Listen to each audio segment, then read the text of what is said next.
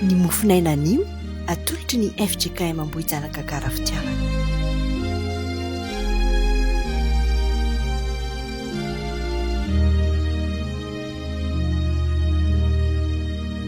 Mbola ho ampitombony amintsika mandrakarivany ny fitiavan'Andriamanitra iray sy ny fahasoavan'i Jesosy Kristy Tompo ary ho amintsika ny fanahy masina. Andeha indray isika hiombona amin'ity fandarina mofinaina izay atolotry ny FJKM Ambohijanaka Karafitiavana ity. Ny salamo fa 5:100 no entintsika midera an'Andriamanitra ary hivavaka isika. Salamo fa 5:100 andiny voalohany ka hatramin'ny 5. Hanandratra anao ry Andriamanitra mpanjako sy hankalaza ny anaranao mandrakizay tory. Hankalazanao isan'andro aho sy hideranao mandrakizay tory.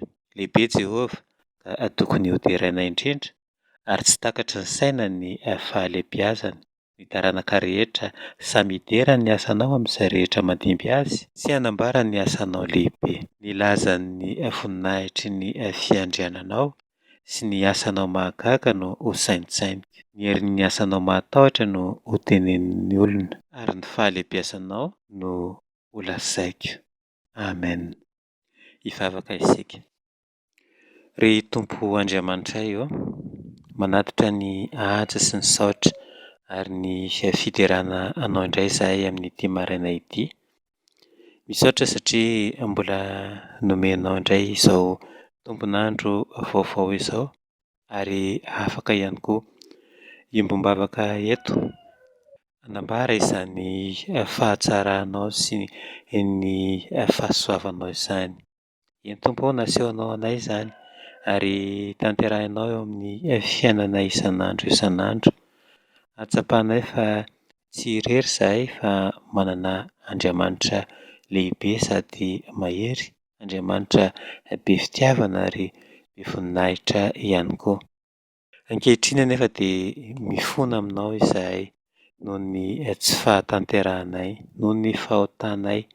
Eny Tompo, na izay tsy tsaroanay akory ary kanefa mitondra alahelo anao izany satria tsy nahafahanay nanaraka ny sitraponao. Hifono anay aminao ry Tompo ary angatahanay ny famelan-keloka avy aminao. Angatahanay ny hindrafonao ka ho havaozinao indray anie Tompo ny aminay manontolo. Eny, omenao fo vaovao indray izahay, fanahy vaovao indray no omenao anay ary tsy hisy intsony ny elanelana mampisaraka anay aminao. Dia ankehitriny ihany koa dia ampianaro indray izahay amin'ny alalan'ny teninao mba ahafantaranay hatrany ny sitraponao, hitombonay amin'ny fahalalananao ary ahafahanay manaraka izany lalanao izany. Mangataka ny fanahinao masina izahay mba hameno anay tsirairay avy, n'aiza misy anay na amin'ny fotoana manao ahoana na amin'ny fotoana manao ahoana. Omeo fifantohana izahay Tompo ary ampihorenao am-ponay ny teninao. Dia amin'ny anaranao Kristy Tompo no anonanay izany vavaka izany. Amen. Ny anjara mofinainantsika anio fa 20 aprily 2024 dia Isaia 7:20, ny andininy 1:10 ka hatramin'ny 2:20. Isaia 7:20, ny andininy 1:10 ka hatramin'ny 2:20. Rehefa hita dia vakiana ny teny amin'ny anaran'i Jesosy manao hoe: noho ny tenako, eny noho ny tenako ihany nanaovako izany. Indrisy lotoiny ny anarako ary ny voninahitro tsy meko ny hafa. Miaino ry Jakoba sy ry Israely izay natsoko. Tsy miova aho, izao ny voalohany ary izao koa ny farany. Eny, ny tanako no nanorina ny fanambanin'ny tany ary ny tanako ankavanana no namelatra ny lanitra. Raha natsoko ireo dia indray miseho avokoa. Mivoria nareo rehetra ka mihaino.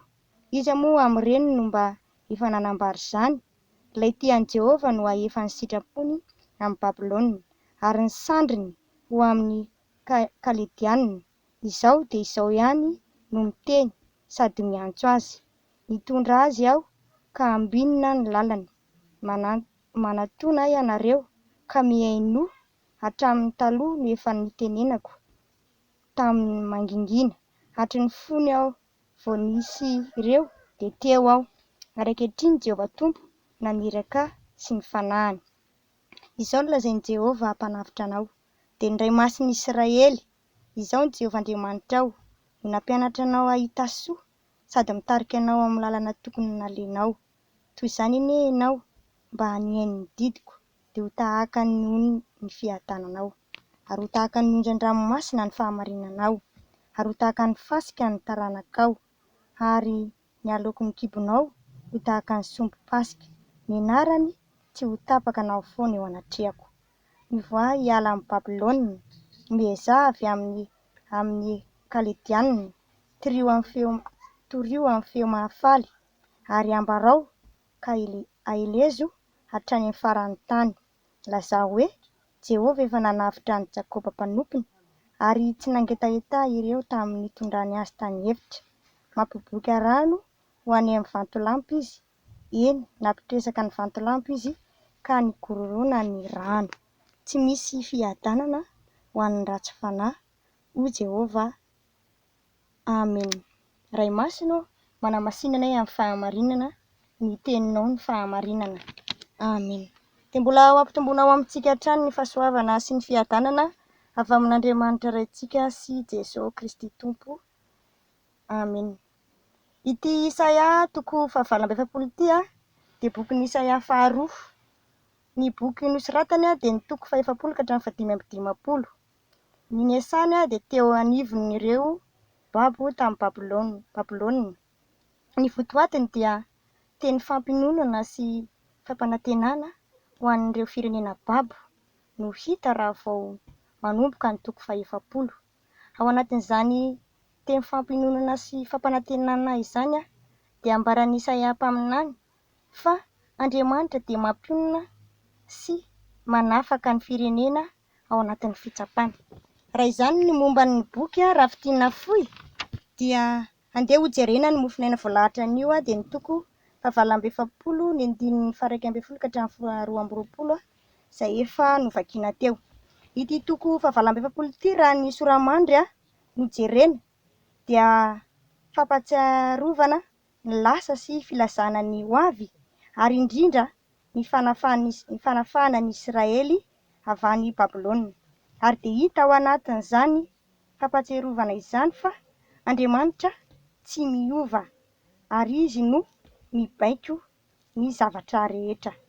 Koa andeha homena lohahevitra izao mofinaina izao.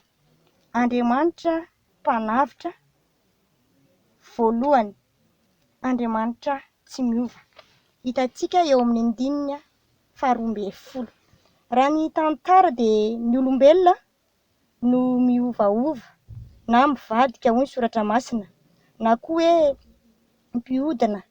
Eo amin'ny 9 tapany faharoa amin'izao toko 770 izao no milaza izany.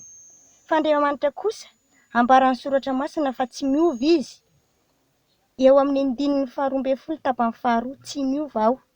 Ary hitantsika koa eo amin'ny toko 470, ny 1 tapany faharoa izay mivaky toy izao amin'ny anaran'i Jesosy: na dia mandra-pahantotrareo aza dia tsy miova aho.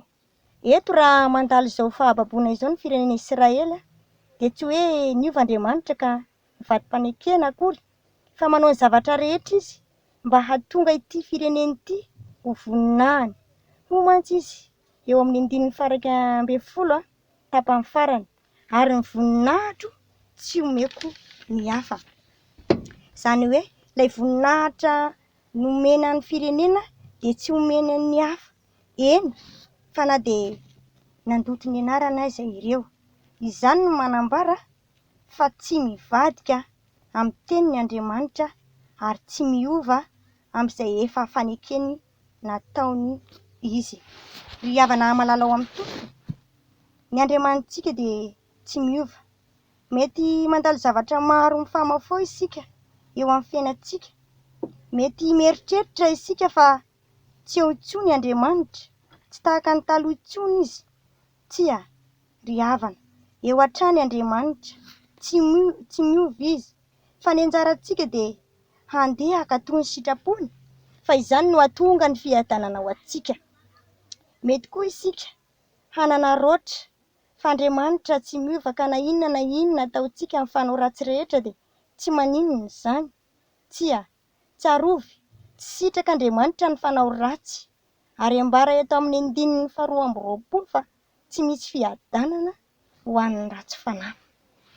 Fa ny faharoa ho jerentsika dia Andriamanitra mpanavitra. Faharoa, manana ny fahefana rehetra. 2:17. Eto dia Andriamanitra tompon'izany fahefana izany mihitsy no mampahatsiahy fa ny tanany no namorona ny fanambaniny ny tany ary ny tanany ankavanana no namelarany lanitra. Izy no mibaiko ny herin-javaboary.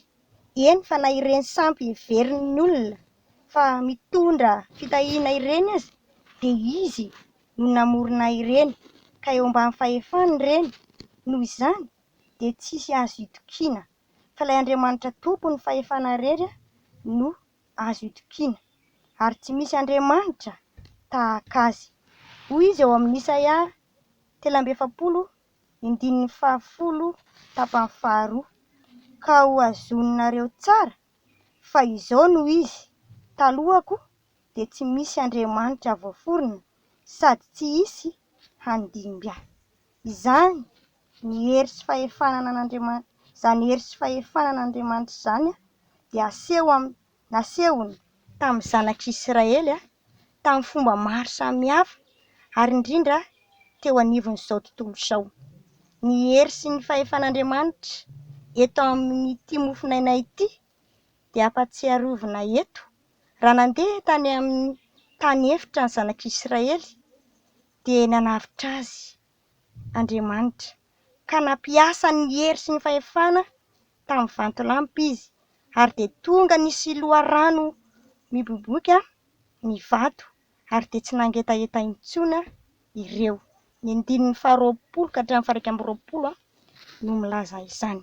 Ary indrindra ny hery sy ny fahefana lehibe dia ny fandresen'ny fahafatesana tamin'ny fitsanganan'i Jesosy Kristy tamin'ny maty. Ny fahafatesana dia ilay fahavalo farany kanefa dia noreseny karesy.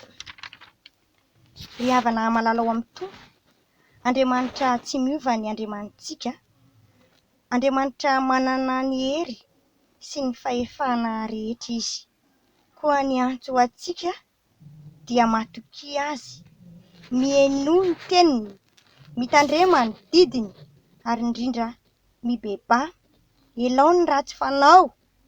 Fa izany no atakarantsika fa tsy miova io Andriamanitra izay ivavahantsika io, ary manana ny fahefana rehetra izy.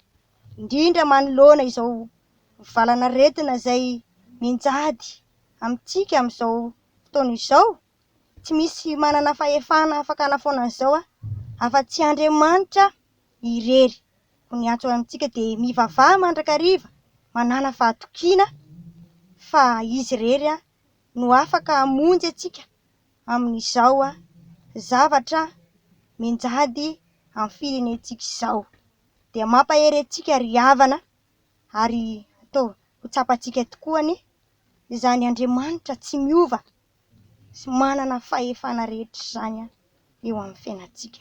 Dia ho an'Andriamanitra ny voninahitra ho amintsika izany teny izany. Amen.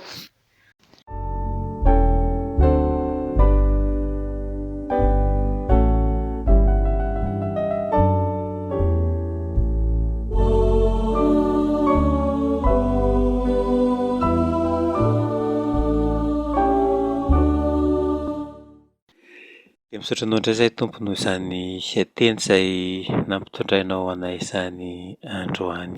Misaotra anao izahay satria mampahery anay izany ary mampiorina tokoa ny finoanay, satria ay tsy mandeha irery izahay amin'ity fiainana ity fa eo hatrany ianao eo mandrakariva ianao mitantana sy mitondra anay amin'ny tanan-kavanan'ny fahamarinanao. Iny manoloana ny ady sarotra, manoloana ny loza, manoloana ny tebiteby. Inona Tompo izay mianjady aminay dia tsy irery izahay fa ianao no miato anay, ianao no mampandresy anay ao anatin'izany rehetra izany. Dia ampianaro izahay Tompo, ahatsiaro, ahatsapa izany mandrakariva ka hitondra ny adinay ao an-datrehanao.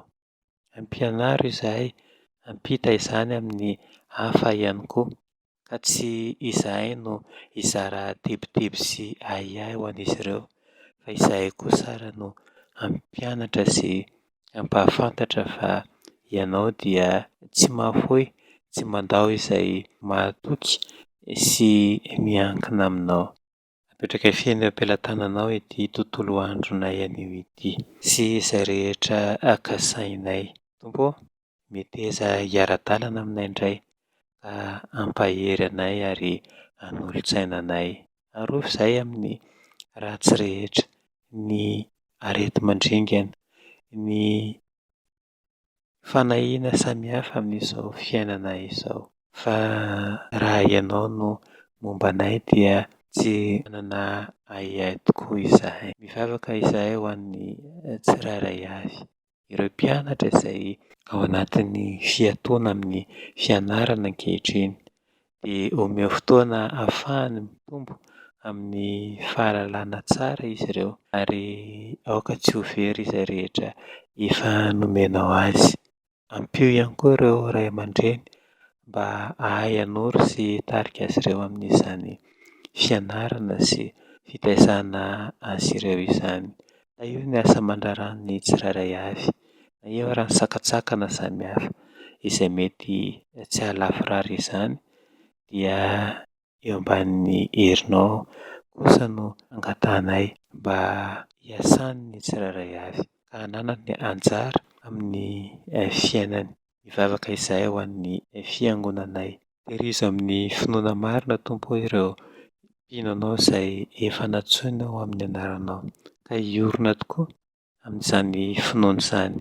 Na inona sakana, na inona teti-dratsy ataon'ny Satana mba hanaisotra azy ireo eo ambanin'ny elatrao. Fantatray fa Andriamanitra tsy miova, ianao omaly sy anio ary mandrakizay. Fantatray fa raha miantso, raha mandondona aminao izahay dia ianao kosa tsy salasala hamoha varavarana anay ary hamaly ny fivavakay.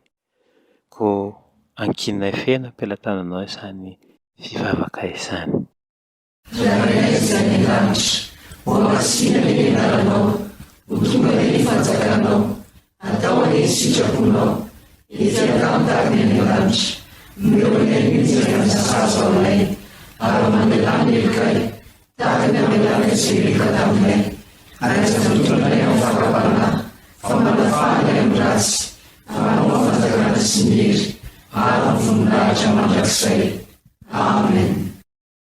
Fiadanana ane ho an'ny rahalahy ary fitiavana mba amin'ny finoana avy amin'Andriamanitra Ray sy Jesosy Kristy Tompo.